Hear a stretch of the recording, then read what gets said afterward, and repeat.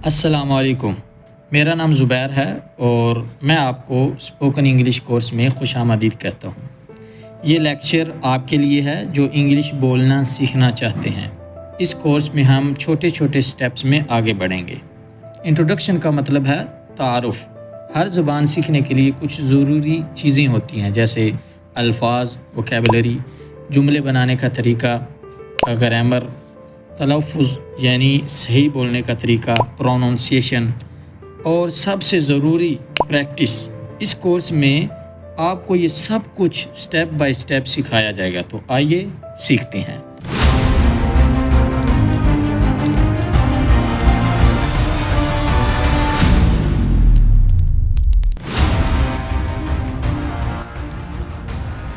Basic grammar को उर्दू में कवायद कहते हैं, यानी ज़बान के असूल।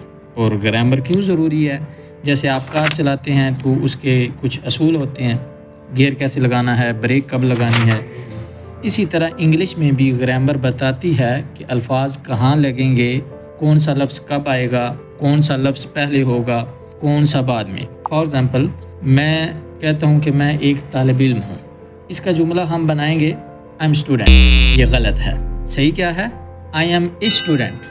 यहाँ एक लगा तो जुमला मुकम्मल हुआ। बेसिक ग्रामर में जुमले बनाने का तरीका कार ये है कि एक फार्मूला है, स्ट्रक्चर ऑफ फार्मूला, जिसे आप कह लें सब्जेक्ट, वर्ब, ऑब्जेक्ट। सब्जेक्ट क्या है, वर्ब क्या है, ऑब्जेक्ट क्या है? तो आपने उर्दू ज़बान में पढ़ा होगा फ़ाइल, मफ़ऊल, फ़ेल वगैरह। तो सब्जेक्ट जो है वो फ़ाइल है, जो काम करने वाला होता है, और वर्ब फ़ेल है, जो काम होता है, कोई भी काम या काम की हालत। और ऑब्जेक्ट जो है वो मफ़ऊल है, यानी जुमले का जो बाकी हिस्सा जिस पर काम किया जाता है, कुछ इस तरह। तो ये स्ट्रक्चर ऑफ फार्मूला आप लिख लीजिए, जिस तरीके से मैंने लिखा है इसी तरीके से लिख लीजिए, क्योंकि हम आगे यही पढ़ने वाले हैं। इसी स्ट्रक्चर ऑफ फार्मूले के तहत हम जो है वो जुमले बनाना सिखाएंगे।